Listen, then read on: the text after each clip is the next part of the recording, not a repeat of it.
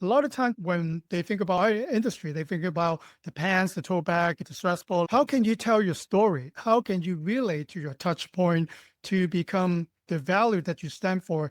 The best promotional product, and I'm kind of giving you a vague answer, but direct answer to everything, is to give people a taste of the actual experience or your product and services.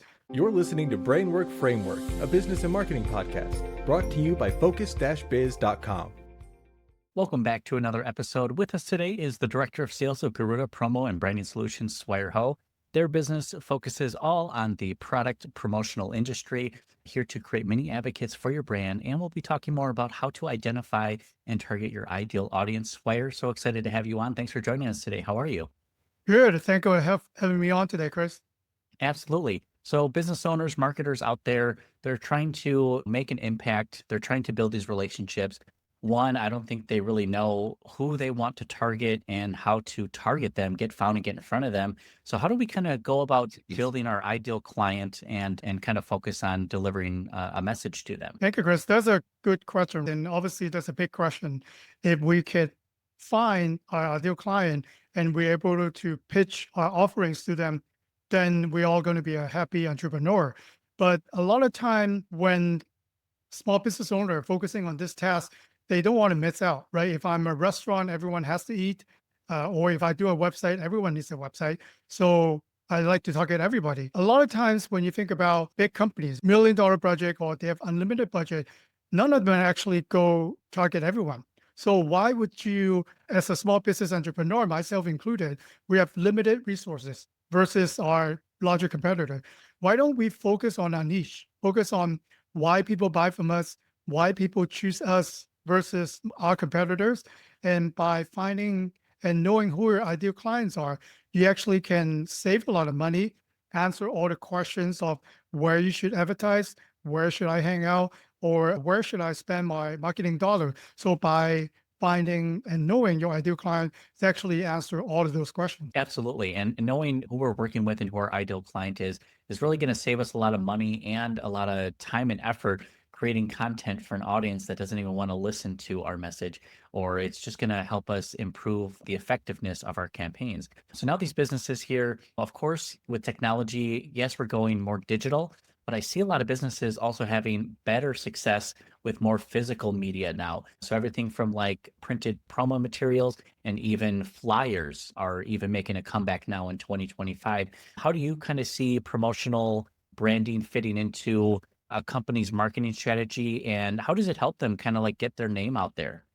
Yeah, I consider promotional product as another touch point. So we're talking about you, depending on the business, right? You at least to have 7 to 8 touch points for people to kind of know who you are, maybe build a lot of some trust in you, or maybe pick up the phone or text you. Some of the touch point can be your website, social media, or maybe they saw you on YouTube. And then promotional product is another tangible way to a touch point. So your message is luxurious or eco-friendly or smart, right? So how can you make your website to say those things? And when you see people at trade show or events, you could let people know the promotional product that you're giving out has the same message and value to what you're trying to have people to receive. Absolutely. I love the idea of using it as an extra touch point. And it is just another reminder. I have a stress ball sitting on my desk that the color and the logo always reminds me of that company every time I look at it. Are there certain promotional materials or products that you see are really effective or very popular? Because we have everything from t-shirts and hats and jackets to pens and styluses to cups and backpacks. What do you think is most effective, or is it really just about what the business is and what their clients want? Yeah, that's my most frequently asked question. And everyone calls it, what's the best item for me? Going back to what we just talked about, your ideal client, who are they? What do they stand for? What is the demographics? What's their title? Where do you find them? For example, if you're targeting sales, you're targeting the C Corp, C level executive, chances are most of them are behind the desk, or you can find them maybe at a golf club or maybe a country club. So the item that you have could cater to those events versus if you are a local pizza restaurant targeting a soccer mom buying all the pizza for the game after for the kids, then your promotional items gotta be different.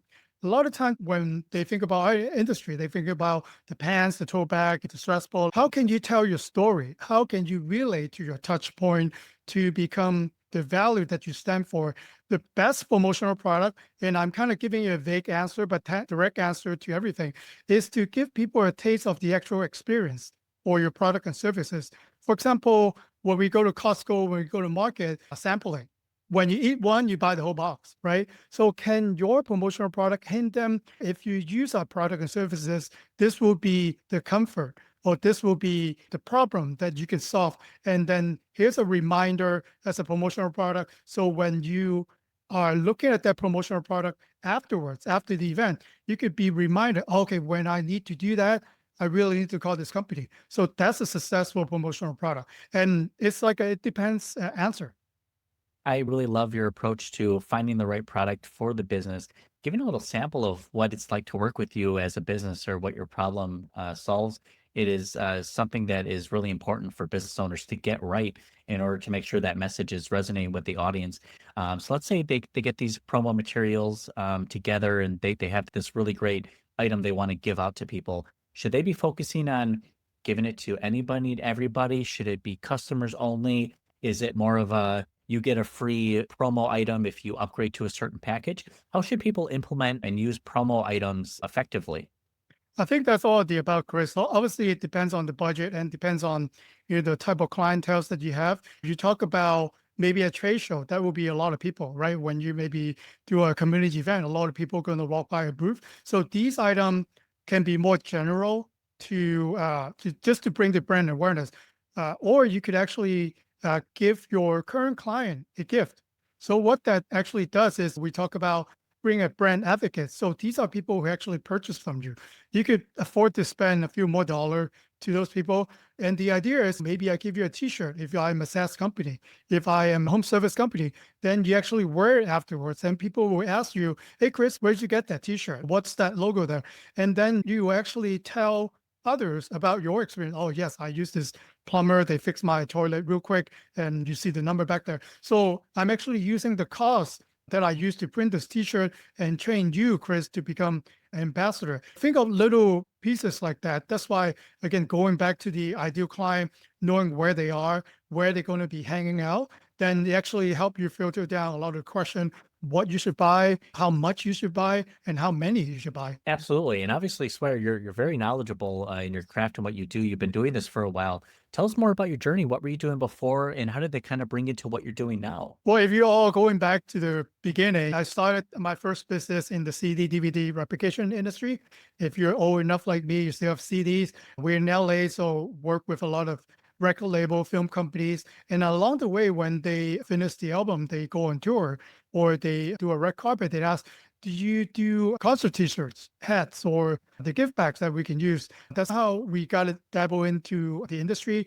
And then in 2013, we sold the CD DVD part of the business to a competitor and focus exclusively in promotional product ever since. Wow, that is fascinating. Love the experience because it seems like a lot of entrepreneurs were doing something before. They had some experience similar to the industry, and just the way that it kind of leads them into their newest venture now really just shows the evolution of you as a business owner and everything that you've gone through. Right now, it's 2025. What are you looking forward to? Are you planning any big, exciting launches in 2025? Are you doing anything different, or are you just kind of keeping with the same thing that's been working for you already? I think 2025 so far has been giving us and the entire industry on the toe. Because if you don't watch the news, you know that there's a lot of different talks with tariff restrictions. So things are going to get moving very fast. Let's put it this way. And if you're going to a trade show, if you're planning on a production, especially something that's being made, I would suggest listener to give more time than you normally would. And if you have a plan, we're looking out 3 to 6 months ahead. We don't know what's going to look like. It kind of changes every time I turn on the TV or read industry newsletter. So I think for us, planning is the key to success. And a lot of time people want to save money. When they come to me, they always, how can we save money? Planning will actually save you money. If you are the type of business who will attend multiple trade shows every year, exactly when the trade show are right now, you probably have today. Why wait until 2 days before the event to do something versus you have 2 months or 6 months, people plan in advance. You could do something really custom, really appropriate for the event versus 2 days before, you probably are limited with the options that you have. So I think 2025 for me personally is all about planning. Absolutely. Planning for business owners is going to offer a lot more flexibility if they want to adapt and pivot to a lot of the changes in the laws, legislation, and uncertainty that's just happening throughout the world right now for us business owners.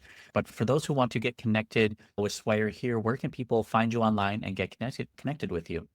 Oh, thank you, Chris. If they wanted to see some of the work that we do, they can visit our website at garudapromo.com. I'm also love networking, so people can also find me on LinkedIn. Just search for Swire or hashtag the promo guy. Love talking about promotional product. And then before you call, do you think about who your ideal clients are and think of ways that you can know more about your ideal client than they know about themselves? Then you're on the way to success. That is the key to a winning strategy. Absolutely. Swear, we appreciate you coming on and sharing your tips and tricks, your wisdom, and your journey with us. Message from our sponsors here for those who are trying to get found and get in front of the right people and getting booked appointments on your calendar. Visit focus-biz.com for more information. Swire, thank you so much for your time. We appreciate you. Congratulations on everything you've done. Really looking forward to how 2025 catapults your success into the future. Thank you so much. Thank you, Chris.